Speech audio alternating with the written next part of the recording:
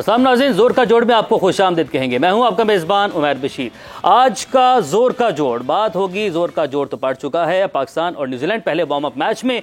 अब आमने सामने है, पाकिस्तान की जानिब से पहले बैटिंग की जा रही है और जो अच्छा साइन है, सबसे पहले हम उसका जिक्र करते हैं कि मोहम्मद रिजवान की जानिब से अभी अब से कुछ देर पहले अपनी सेंचुरी जो है वो मुकम्मल कर ली गई है। महज 93 बॉल्स का उन्होंने सामना किया, जो उन्होंने इसके बाद सैकड़ा जड़ा और पाकिस्तान की अब चौथी विकेट भी जो गिर चुकी है। और आपको ये बताएं कि साउथ शकील यहाँ पर उनका साथ दे रहे हैं और बाबर आजम की जानिब से भी एक अच्छी इनिंग खेलेगी। 80 रन उनकी जानिब से बनाए गए हैं। पाकिस्तान न्यूजीलैंड आमने सामने हैं और रिजवान की जानिब से एक ज़बरदस्त इनिंग और रिटायर्ड आउट हुए, विकेट नहीं हुई। और उनके बाद सलमान अली आगा जो है अब वो आ चुके हैं कि अब वार्म अप मैच ये है कि आपको ये करना है कि अब एक्सपेरिमेंट करने, अपने जो टीम कॉम्बिनेशन है वो फाइनल करने। आपको ये देखना है कि आपने जो आपका पहला मैच है अगेंस्ट नीदरलैंड, उसमें आपका प्लेइंग कॉम्बिनेशन क्या होगा। आपकी कुछ ऐसी पोजीशंस हैं जिस तरह ओपन में फ़खर जमान जो है वो स्ट्रगल कर रहे हैं, उस हवाले से हमें फैसला करना है कि अब्दुल्ला और इमाम ओपन करेंगे या इमाम और फ़खर ओपन करेंगे। यानी कि फ़खर जमान को आज चांस नहीं दिया गया, तो इसका मतलब ये साइन है कि टीम में जो गेम प्लान है वो ये सोच रहे हैं कि शायद अब्दुल्ला और इमाम के साथ ही जाए। तो क्या गेम प्लान होगा और आज के वार्म अप मैच में जो कि अभी इस वक्त जारी है, पाकिस्तान को क्या कुछ करना चाहिए था, क्योंकि मुश्ताक भाई ने कल ये कहा था कि फ़खर जमान और शादाब खान के पास अच्छा चांस होगा कि वो अपनी फॉर्म को बहाल कर लें और फ़खर जमान को आज नहीं भेजा गया। तो मुश्ताक भाई हमारे साथ मौजूद है, उन्हें वेलकम करते हैं। मुश्ताक भाई, thank you for joining us. सबसे पहले यही सवाल, अभी पाकिस्तान ने 4 विकेट पर रन तो बना लिए हैं और रिजवान ने सेंचुरी कर दी, बाबर ने 80 रन बना दिए। वो लड़के हैं जिनका हमें पता है कि हाँ ये तो चलेंगे, टीम इनकी जो है परमानेंट प्लेस है, इसमें तो कोई सवाल ही नहीं, कोई बात ही नहीं दूसरी। लेकिन सवाल ये था कि फ़खर जमान, आपने कल कहा था कि आज अपनी फॉर्म बहाल करने का उनके पास एक बेहतरीन मौका होगा, आज उन्हें चांस ही नहीं दिया गया, ओपन उनको करवाया नहीं गया। बिस्मिल्लाहिर्रहमानिर्रहीम। आई थिंक मुझे ये था कि शायद गैप आया है, ब्रेक आई है। ब्रेक के बाद ये जो पिचेस है ना, इंडियन पिचेस, ये फ़खर को बहुत सूट करती हैं क्योंकि यहाँ पे इतना बहुत फ्लैट पिचेस होती हैं। तो आई थिंक मुझे ये लग रहा था कि शायद वार्म अप मैचेस में इसको खिला के इसकी फॉर्म वापस लेंगे, क्योंकि नीदरलैंड के खिलाफ पहला मैच जो है वो ऐसी बॉलिंग नहीं है उनकी कि फ़खर उनको हैंडल नहीं कर सकता, तो वो अच्छा है फ़खर के लिए वो अगर खेले। बट आई थिंक जो उनकी पॉलिसीज मुझे लग रही है, अब्दुल्ला शफीक और इमाम के साथ मुझे लगता है ये पहले मैच में उतरेंगे वर्ल्ड कप के। ठीक है मुश्ताक भाई, जो आपने इसके बाद जो चेंज किया गया, ये फैसला आप क्या समझते हैं, फैसला दुरुस्त था ही? और क्या आज अच्छा मौका नहीं था कि फ़खर जमान को, क्योंकि आपने प्रेस कॉन्फ्रेंस में आपके चीफ सेलेक्टर ने भी कहा, आपके कप्तान ने भी कहा कि वो हमारा मेन हथियार है, बड़े मैच का प्लेयर है और फ़खर जमान के बगैर आपकी टीम मुकम्मल नहीं होती। तो अगर टीम मुकम्मल नहीं होती तो आज ये बेहतरीन मौका था, जिस तरह की विकेट है, जिस तरह का वार्म अप मैच है, इसमें कोई प्रेशर भी नहीं है, उनको खिलाया जाता है यहाँ पर। आई थिंक यही जो हम बार बार एशिया कप के में अंदर भी यही कह रहे थे कि कई दफा आप अपने मेन प्लेयर को ड्रॉप भी कर देते हो ना, बिठा देते हो, जिसको कहते हैं हम रेस्ट कहते हैं। जी जी। रेस्ट करके आप अब्दुल्ला शफी को भी खिला देते हैं, इमाम को आप रेस्ट देते, क्योंकि इमाम बहुत कंसिस्टेंटली परफॉर्मेंस कर रहा है। तो इमाम को अगर रेस्ट भी दे दे तो इमाम के कॉन्फिडेंस में फर्क नहीं पड़ना था। मगर क्योंकि आप कंटिन्यू हर बंदे को मैच खिला रहे हो तो आपको फिर आपकी स्ट्रेंथ का नहीं पता चलता। तो आई थिंक यहाँ पे फ़खर जमान को यहाँ पे फ़खर जमान को यहाँ पे खिलाना चाहिए। और यहाँ पे इन पिचों के ऊपर जैसे ही वो खेलेंगे और इनका कॉन्फिडेंस बिल्टअप होगा, जैसे हमें सबको पता है कि वो ही इज एक्स फैक्टर, और एक्स फैक्टर जो लोग होते हैं वो फिर मैच अकेले जिता देते हैं, तो उसका खेलना बहुत जरूरी है। तो एक्स फैक्टर जो आज मुश्ताक भी हमने मिस किया है, इस हवाले से आप क्या समझते हैं? कप्तान थोड़े से अभी भी कंफ्यूज हैं, क्योंकि एशिया कप में हम लोगों ने देखा कप्तान के ऊपर सवाल उठ रहे थे, बातें हो रही थी। अभी इट्स टू अर्ली, हम कोई ऐसे सवाल या तनकीद की तरफ नहीं जा रहे, बट स्टिल बाबर आजम कुछ कप्तानी के हवाले से कुछ परेशानी का शिकार दिखाई दे रहे हैं, वो ऐसे फैसले नहीं कर पा रहे, प्रेशर है उनके ऊपर, ये फिर मामला है क्या? आई डोंट थिंक सो उसके ऊपर प्रेशर है, क्योंकि वो इतना मेन प्लेयर है। पाकिस्तान से परफॉर्मेंस कंसिस्टेंटली जितनी उसने की है किसी ने भी नहीं की। ये नहीं बात कप्तानी का, मेरा ख्याल ये यहाँ पे मैनेजमेंट का बहुत रोल होता है कि वो बाबर को कई दफा कप्तान के माइंडसेट में पता नहीं कितनी 100 चीजें चल रही होती हैं। तो इसलिए जो आपका ड्रेस रूम होता है, जिसमें हम कहते हैं, जिस तरह हमारे कोचेज हैं और हमारे जो हेड कोच हैं या आपका डायरेक्टर ऑफ क्रिकेट है, जो वो बैठ के बाबर को कहे कि जी ठीक है, हम इमाम को रेस्ट कराते हैं क्योंकि इमाम की फॉर्म तो बहुत तगड़ी लगी हुई है अल्लाह के फजल से, तो क्यों ना हम फ़खर को खिलाएं।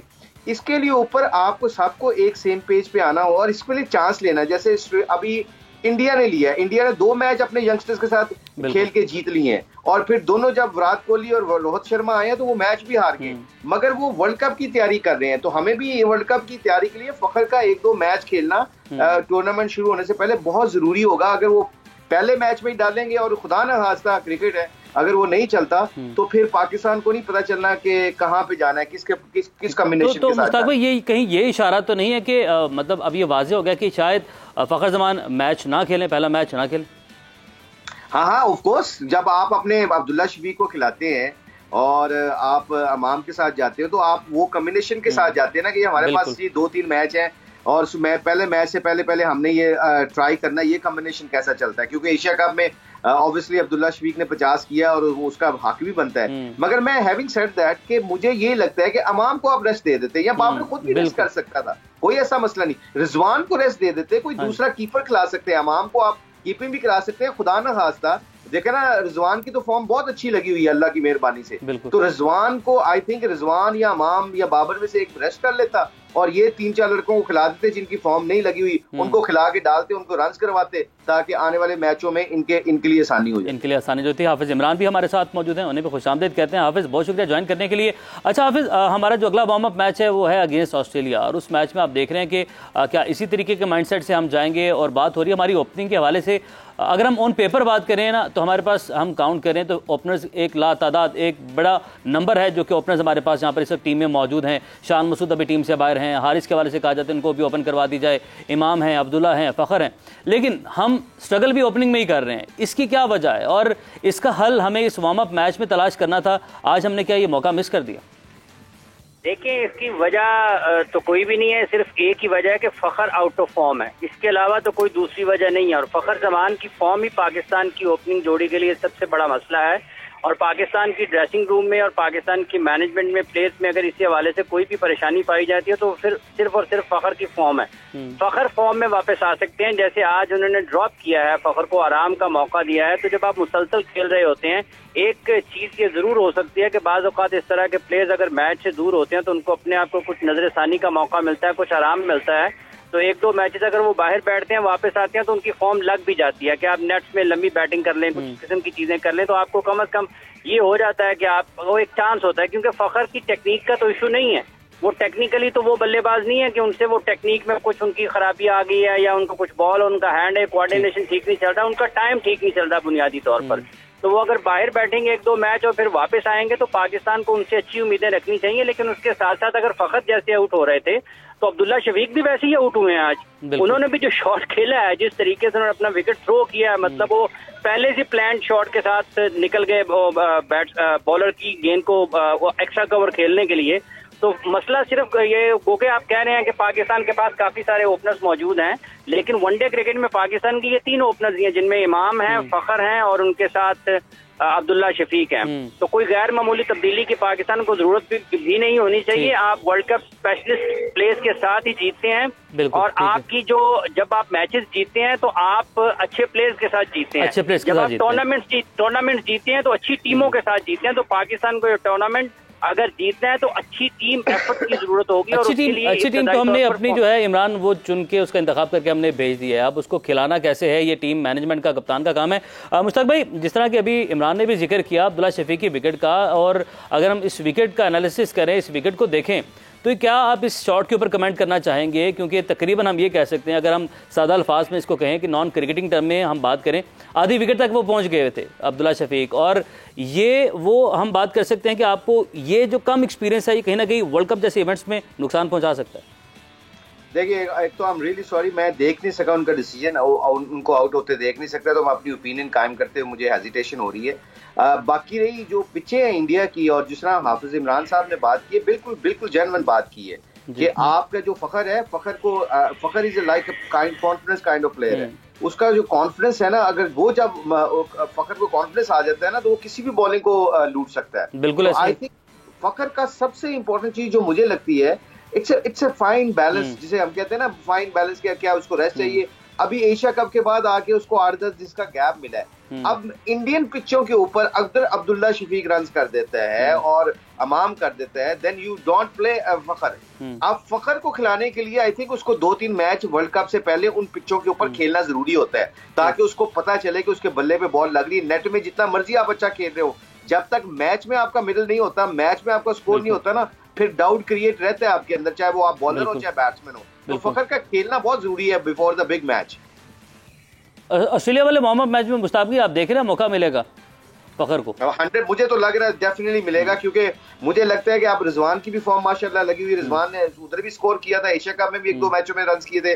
बाबर कंसिस्टेंटली कर रहा है, तो आई थिंक ये देयर इज नो हार्म कि आप अब्दुल्ला को भी खिलाएं, अब्दुल्ला शफीक को भी खिलाएं, इमाम को भी खिलाएं और फखर को भी खिलाएं, और बाबर में से या रिजवान में से एक बंदा बाहर बैठ जाए। और इसमें हमें कीपर का भी पता चल जाएगा, खुदा न खास्ता ड्यूरिंग द मैच अगर कोई क्रैम्स आ जाते हैं रिजवान को और वो जाले चले जाता है, इंजरी सीरियस इंजरी नहीं होती, तो कोई ना कोई कीपिंग तो करनी है ना उसमें। तो अमाम को आप कीपिंग करा के टेस्ट भी कर सकते हैं, कोई भी हो सकता है, वो आगा हो सकता है, कोई भी कर सकता है। तो आपने जो एक बंदे को कीपिंग भी करवा ले, ताकि आप ये प्रैक्टिस बिफोर द गेम्स आप सारे एंगल्स को, सारे बॉक्सेस को टिक कर सके। ठीक। और मुश्ताक भाई आपने अब्दुल्ला की विकेट के बारे में बात की और हमने अपने नाज़रीन को दिखाया भी है साथ साथ कि किस तरीके से बाउट हुए। सेंटनर का बॉल था और वो बड़ा जल्दी बाहर निकल गए और काफ़ी आगे निकल गए थे, उसके बाद लैथम ने उन्हें स्टंप आउट कर दिया था। अच्छा, अब अगेंस्ट ऑस्ट्रेलिया वाले मैच की बात हो रही है और डाटा एनालिस्ट हमारी टीम के साथ इमरान मौजूद हैं। हम देखते हैं कि जी डाटा एनालिस्ट भी उनके साथ मौजूद हैं, एक बड़ी टीम है और इतने प्लेयर से ज़्यादा हमारा जो ऑफिशियल स्टाफ उनके साथ है, टीम डायरेक्टर हैं, वो भी जो है भारत में टीम को ज्वाइन करेंगे और इसका कोचिंग पूरा स्टाफ है। तो ये सब लोग क्या सोच रहे हैं, डाटा एनालिस्ट का यहाँ पर क्या काम होता है, वो किस तरीके से काम करते हैं, किस तरीके से डाटा निकालते हैं और प्लेइंग 11 का इंतखाब किया जाता है?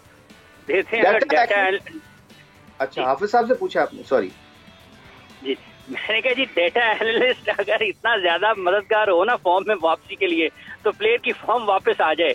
ये मुश्ताक भाई अगर 6 बॉलें करेंगे तो डाटा एनालिस्ट का काम शुरू होता है कि मुश्ताक भाई ने 6 बॉलें कौन सी की हैं। तो डाटा एनालिस्ट हमेशा क्रिकेट के पीछे चलता है, क्रिकेट के आगे नहीं चल सकता। डाटा एनालिस्ट आपको फॉर्म में वापस नहीं ला सकता, वो आपको सिर्फ बता सकता है। बिल्कुल। फॉर्म में वापसी के लिए जिस तरह मुश्ताक भाई ने अभी एतमाद की बात की है, देखें फखर की फॉर्म है जिसके ऊपर सबसे ज्यादा पाकिस्तान में बात हो रही है। उनकी फॉर्म एतमाद के साथ वापस आनी है, उनका टेक्निक के साथ कोई ताल्लुक नहीं है। मैंने बड़े बाखबर बंदे से जिसके पास अच्छी चीजें पहुंचती हैं, मैंने सुना है कि उसकी टेक्निक के ऊपर काम हो रहा है कि उसका हाथ खुल जाता है, उसका इस तरीके से हो जाता है। मैं ये जरूर चाहूंगा कि इसके ऊपर मुशीब भाई अगर समझे तो कमेंट करें कि क्या मुशीब भाई की तरफ से आप टेक्निकली कुछ चीज ड्यूरिंग टूर्नामेंट अगर वो उससे रन 1-2-3 मैचेस में नहीं हो रहे, आप उसकी टेक्निक के ऊपर आपको इस तरीके से देखना चाहिए कि उसको वो पहले ही अगर उसके जहन में बिल्कुल यकसुई नहीं है, ख्यालात उसके और आ रहे हैं रन होने, तो आप उसको टेक्निकल साइड पर लेके जाएंगे तो क्या वो मजीद उसको अबहाम नहीं पैदा होगा, कंफ्यूजन उसके जहन में और नहीं होएगी। बिल्कुल जी मुशीब भाई, यही सवाल और डाटा एनालिस्ट का क्या किरदार है टीम में, वो किस तरीके से हेल्पफुल करते हैं। ये एक आपके दौर में तो आई एम श्योर कि ये टर्म नहीं थी, बट अब ये सारा मामला जो चल रहा है, तो अब आप इस पर क्या कमेंट करेंगे? नहीं, हम इतने भी बूढ़े नहीं है, हम खुद भी हमारे जब हम अब तो कोचेज है, अभी भी हम अपना डेटा निकाले, मगर हमारे दौर में हम खुद ही डेटा थे, हमें माइंड लड़ाना पड़ता था, अपना ज़हन लड़ाना पड़ता था।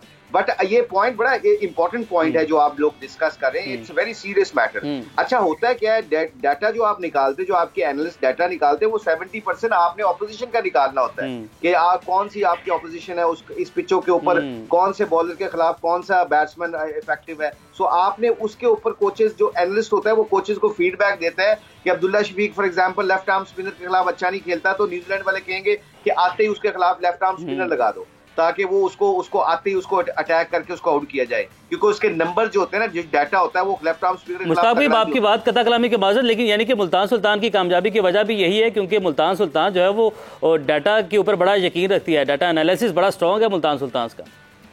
हम यहाँ पे बिल्कुल हमने 2-2, 3-3 एनालिस्ट रखे हुए थे, मगर उसके बाद हैविंग सेड दैट उमर, सबसे इंपॉर्टेंट चीज है डाटा के साथ साथ आपने कंडीशन को भी रीड करना होता है, जो एक्सपर्ट कोचेज ही कर सकते हैं, क्योंकि कई दफा डाटा जो होता है वो आपको सूट कर रहा होता है, पिचेस टोटली डिफरेंट होती है, तो वहां पे फिर कई दफा आप दूसरे बैट्समैन को मौका भी, इट्स अ फाइन लाइन, आपने बड़ा स्मार्ट खेलना होता है, आपने डाटा को सामने रख के कंडीशन को भी सामने रखना होता है, फिर डिसीजन करना होता है। ये आप सिर्फ डाटाबेस के ऊपर नहीं चल सकते, आप अपनी क्रिकेट एबिलिटी जो आपने खेली होती है या आपने कोचिंग की होती है, उसको दोनों को मद्देनजर रख के बैलेंस बना के डिसीजन लेना होता है। ठीक है, लेजेंडरी मुश्ताक अहमद भाई हमारे साथ मौजूद थे। मुश्ताक भाई आपके वक्त का बहुत शुक्रिया। हाफिज़ इमरान आप हमारे साथ, हमें मजीद भी बात करनी है, आज के वार्म अप मैच के हवाले से बात करनी है। एक ब्रेक की जाने बढ़ना है नाज़रीन, आपने कहीं नहीं जाना, क्योंकि ब्रेक के बाद हमें जो है लेजेंडरी क्रिकेटर और ज़बरदस्त बैटर यूसुफ भाई भी हमें ज्वाइन करने जा रहे हैं, और उसके साथ साथ बूम बूम लाला भी हमें इस ब्रेक के बाद ज्वाइन करेंगे, तो कहीं ना जाएगा, स्टे विद अस। वेलकम नाज़रीन, जोर का जोड़ में डिस्कशन वहीं से आगे बढ़ाएंगे जहां पर ब्रेक से पहले थे हम। और पाकिस्तान की बैटिंग इस वक्त वार्म अप मैच में जारी है। 313 रन पाकिस्तान की जानिब से बना लिए गए हैं, और सऊद शकील ने बड़ा जो है ज़बरदस्त उन्होंने अपने आप को प्रूव किया। उन्होंने बता दिया, साबित कर दिया कि बेशक मिडल ऑर्डर के एक बड़े ज़बरदस्त वो बल्लेबाज हैं, एक टेक्निकल बल्लेबाज की हमें ज़रूरत थी। अब यहाँ पर सवाल ये उठता है कि पोजीशन जो है 4 और 5 नंबर पर, यानी कि रिजवान 4 पर खेलना चाहते हैं, वहाँ पर अच्छा परफॉर्म भी कर रहे हैं, मुसलसल रन्स भी बना रहे हैं। सऊद शकील की भी यही पोजीशन है, और जिसकी वजह से आगा सलमान आते हैं 5वें नंबर पर। तो 5वें नंबर पर क्या सऊद शकील जो है वो खेल सकते हैं, ये उन्होंने आज साबित किया। उन्होंने बताया, ये पॉइंट प्रूव किया उन्होंने, और ज़बरदस्त इनिंग खेली है, ज़बरदस्त स्ट्राइक रेट 138 का स्ट्राइक रेट है उनका। 4 छक्के लगाए हैं, 4 चौके लगाए हैं। हमारे साथ यूसुफ भाई भी हमें मौजूद हैं, और भी हमें ज्वाइन कर चुके हैं। हाफिज़ इमरान भी हमारे साथ मौजूद हैं। यूसुफ भाई अस्सलाम वालेकुम, बहुत शुक्रिया ज्वाइन करने के लिए सर। पहला मैच और जो वार्म अप मैच इस वक्त जारी है, और पाकिस्तान की जानिब से अच्छी बल्लेबाजी की गई, लेकिन वार्म अप मैच का जो मकसद ये है कि हमें अपनी बेंच स्ट्रेंथ देखनी है, हमें ये देखना है कि कौन सा लड़का किस जगह खेल सकता है, कौन सा लड़का आउट ऑफ फॉर्म है, उसकी फॉर्म जो है वो वापस लाई जा सकती है। तो पहले तो अभी तक की जो बैटिंग है इस पर, और बैटिंग ऑर्डर है, इसके ऊपर आप क्या कमेंट करेंगे? बिस्मिल्लाहिर्रहमानिर्रहीम, ने बहुत ज़बरदस्त बैटिंग की है। ठीक है, ओपनर जल्दी आउट हो गए थे हमारे, हो सकता है कि शुरू में बॉल अच्छा स्विंग कर रहे हों, अच्छी जगह पे कर रहे हों, तो ऊपर हमारे 2 आउट हुए। लेकिन बाबर ने और रिजवान ने बहुत ज़बरदस्त इनिंग खेली है। एक ने 80 किया, एक ने 100 किया रिजवान ने, और ये अच्छी खुशाइन बात है पाकिस्तान के टीम के लिए, पूरे ड्रेसिंग रूम के लिए, कि हमारे जो बैटर है वो अच्छी फॉर्म में है। और फिर नीचे से जो सऊद शकील खेल रहे हैं और आगा खेल रहे हैं, बहुत ज़बरदस्त इनिंग खेल रहे हैं दोनों। 140 प्लस के स्ट्राइक रेट से खेल रहे हैं, तेज इनिंग खेल रहे हैं। अच्छा, ये बात मेरा ख्याल है कि हमारे कोचिंग स्टाफ और पूरी जो मैनेजमेंट है उनको समझ आई है कि वहाँ जो है इंडिया में 350 रन का जहन में रख के बैटिंग करनी है, क्योंकि बहुत फ्लैट पिचेस होती हैं और ग्राउंड आउटफील्ड बहुत तेज होती है, बाउंड्री भी छोटी होती है। तो ये जहन में उन्होंने ये अच्छा अडॉप्ट किया जाते ही पहले मैच में, कि उन्होंने जहन बनाया हुआ कि हमने 350 रन करना है, और उसी पैटर्न को सामने रखते हुए सारे लड़के खेल रहे हैं। 100 से ऊपर स्ट्राइक रेट है बाबर, रिजवान का, शकील का और सलमान का। बिल्कुल बाबर ने एंकर रोल अदा किया है, उससे 95 के स्ट्राइक रेट से खेला, ठीक बिल्कुल सही जा रही है। इस तरह का जो कॉम्बिनेशन है, इससे हमारी बैटिंग जो है वो बड़ी स्ट्रांग रहेगी, और 350 का रन जो हदफ ये सोच रहे हैं, और हो सकता है इससे भी ज्यादा बनाने पड़ जाएं। अभी आपने रिसेंट देखा होगा, ऑस्ट्रेलिया इंडिया का मैच 400 तक गया जी, ठीक है। तो वहाँ इंडिया में 400 रन भी बनाने आसान है, और वो चेज भी हो सकती है। लेकिन यूसुफ भाई, वर्ल्ड कप के जो मैचेस हैं, जो वर्ल्ड कप के मैचेस हैं, वो जरा प्रेशर गेम होती हैं। वर्ल्ड कप के मैचेस जरा प्रेशर गेम, उसमें जरा कम रन बनेंगे। कोई शक नहीं, लेकिन ये है कि अपना एक क्रिकेट है, आजकल पैटर्न यही चल रहा है। हमने 2015 के वर्ल्ड कप में देखा, ऑस्ट्रेलिया में 400 रन बने, तो वो भी वर्ल्ड कप ही था। ये चीजें चलती हैं, और जो टीमें और मैनेजमेंट जो इस चीज को ज़हन में रखेंगी, जैसे आज पाकिस्तान ने रखा है 350, उसको अचीव भी करेंगी इंशाल्लाह। देखिए 2.5 ओवर पड़े हुए हैं, और 20-25 रन करना या 30 रन करना कोई मुश्किल नहीं है। दोनों बहुत सेट खेल रहे हैं, एक 75 पे, एक 31 75 पे साउथ शकील यूसुफ भाई आउट हुए हैं। आईसीसी ने कहा था कि अब जो विकेट्स हैं, जो पिच है, उसके ऊपर थोड़ी थोड़ी घास छोड़नी पड़ेगी, ग्रास छोड़नी पड़ेगी, ताकि बाउंस भी मिले, और गेंद जो है वो फास्ट बॉलिंग को डेफिनेटली ज़्यादा सपोर्ट करेगी, बॉलिंग को भी थोड़ी सपोर्ट मिलेगी उससे। तो क्या आने वाले मैचेस में हम देख रहे हैं ये चीज़ होती? देखिए, इंडिया में तो बैटिंग विकेटें ही होती हैं, लेकिन कुछ कह नहीं सकते कि विकेटें बनाने वाले क्या उस दिन करेंगे, विकेट पे घास छोड़ दें या थोड़ा बाउंस उसमें डाल दें, ये उस दिन ही पता चलेगा। लेकिन जो पैटर्न होता है, जो उधर ट्रेंड है इंडिया में, वो यही है कि अपना बैटिंग विकेटें होती हैं, बहुत बैटिंग विकेटें होती हैं, उसमें रन करने आसान है। हाँ, बॉलर्स के लिए टफ होगा, बॉलर्स के लिए इंडिया में बॉलिंग करना बहुत टफ होगा। आजकल के दौर में वैसे ही बॉलर्स के लिए टफ है बॉलिंग करना, बिल्कुल मार्जिन देना पड़ेगा बॉलर्स को, क्योंकि 60-70 रन तो आम बन जाते हैं। वो आज समझे कि पास के दौर में ये 45-50 रन ही है। ठीक है यूसुफ भाई, ओपनिंग स्टैंड के हवाले से भी एक ऐड कर दीजिएगा, उसका क्या करें? फ़खर ज़मान हम आज एक्सपेक्ट कर रहे थे, कल भी मुश्ताक भाई ने भी यही कहा था कि जो आउट ऑफ फॉर्म प्लेयर्स हैं वार्म अप गेम स्पेशली होती ही उनके लिए कि ऐसी गेम्स में वो आएँ, अपनी फॉर्म जो है वो बहाल करें। तो आज फ़खर ज़मान को नहीं खिलाया गया, तो इसका मतलब एक तो आप ये भी वाज़ेह कर दीजिएगा क्या हमारा गेम प्लान अब्दुल्ला और इमाम है, और क्या हम अगले मैच में हम इसमें तब्दीली देख रहे हैं, फ़खर ज़मान आ सकते हैं, ऐसा भी कुछ हो सकता है? अच्छा, ये भी हो सकता है कि मैनेजमेंट सोच रही होगा उसको एक मैच और रेस्ट देते हैं, ताकि बाद का बहुत ज्यादा खिलाना भी आउट ऑफ फॉर्म प्लेयर्स को अच्छा नहीं होता, उनको थोड़ा दूर रखा जाए तो वो भी बेहतर होता। मेरा ख्याल ये टैक्टिक्स भी हो सकती है मैनेजमेंट की कि उसे जरा और थोड़ा मैच से दूर रख के थोड़ी सी जो भी ट्यून करना है उसको प्रैक्टिस में वो कर रहे होंगे, और हो सकता है कि जो अगला मैच हो वो उसमें उसको ला के, ताकि फिर आगे जो जुम्मे को मैच है पाकिस्तान का वर्ल्ड कप का जो स्टार्ट है उसमें वो फिर उसको लेके चले, तो ये भी हो सकता है। ठीक है, ये भी हो सकता है। इमरान, अब आपकी जानिब बढ़ते हैं, और आपने सारी जो गुफ्तगू है यूसुफ भाई की वो सुनी, डिटेल से सुनी सारी बातें। एक तो अब यही मरला है, जो सारे पॉइंट्स हैं कि आज की जो वार्म अप गेम है इसकी पहली पाकिस्तान की इनिंग है, इस हवाले से एक कमेंट ऐड कीजिएगा कि रिजवान ने सेंचुरी की, बाबर ने 80 रन बनाए, साउथ शकील ने 75 रन बनाए, बड़ा अच्छा साइन है। लेकिन क्या वार्म अप गेम्स में ऐसा नहीं होना चाहिए कि खिलाड़ी, अगर आप, क्योंकि आपको पता है बाबर आजम है टीम में, कप्तान है, लाजिम होंगे, रिजवान लाजिम होंगे, साउथ ने परफॉर्म किया, तो आप थोड़ा जल्दी रिटायर्ड आउट हो जाएं, और बाकी जिन लड़कों पर डाउट है कि इनकी टीम में जगह है नहीं है उन्हें चांस मिल जाए, वहाँ पर आज बैटिंग का ज़्यादा उन्हें मौका दिया जाता।